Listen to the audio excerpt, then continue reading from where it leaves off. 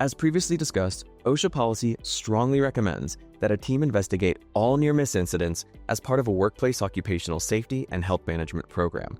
The purpose of the investigation should be to determine the root cause of the incident, not assign blame.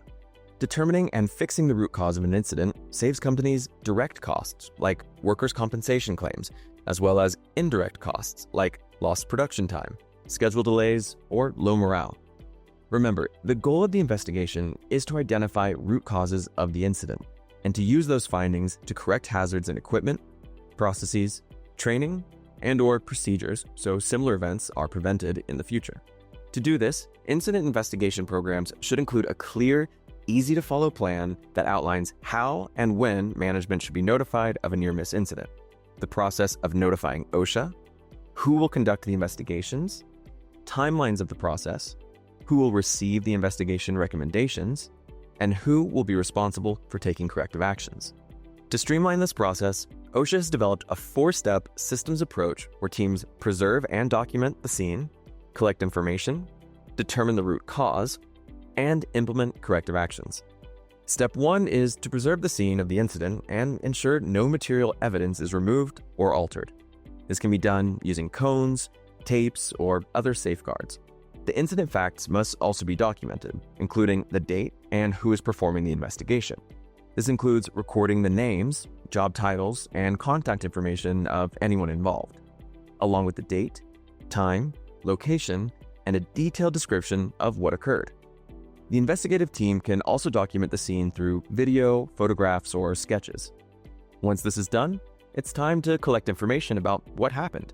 This can be done through eyewitness interviews as soon as possible following the incident. Follow best practices that include interviewing in the employee's native language, using an interpreter as needed, stating that the purpose of the interview is to get information, not place blame, and that the goal of the interview is to prevent any further incidents. Allow the interviewees to tell their version of what happened without interruption, and take notes during the interview. Investigators should ask clarifying questions as needed, especially in the event of any inconsistencies, and ask the employee what they think could have prevented the incident. Finally, employees do have the right to representation if available and/or appropriate. In addition to interviews, investigators may get additional information from external sources like equipment manuals, industry guidance documents, established company policies and records, maintenance and training logs, previous reports, and any previous corrective action recommendations. Now that all the information has been gathered, it's time to determine the root cause of the incident. Root causes often lead back to issues with management, design, planning, or operational failings. Remember that determining the root cause of an incident is accomplished by asking why repeatedly. For example, if an employee is almost injured during a near-miss incident, simply stopping at the idea that the employee didn't follow safety protocol isn't enough. Why didn't they follow safety protocol? Were they not trained properly? Was time an issue? These are all important questions to ask to really address the root cause of the incident. Once the root cause of the incident has been determined, the team must provide corrective action recommendations to be implemented. Corrective actions should be root cause specific and detailed. For example, if the root cause is determined to be that the employees were given insufficient training on safety protocols in a specific area, it's not enough to simply say that employees will be trained.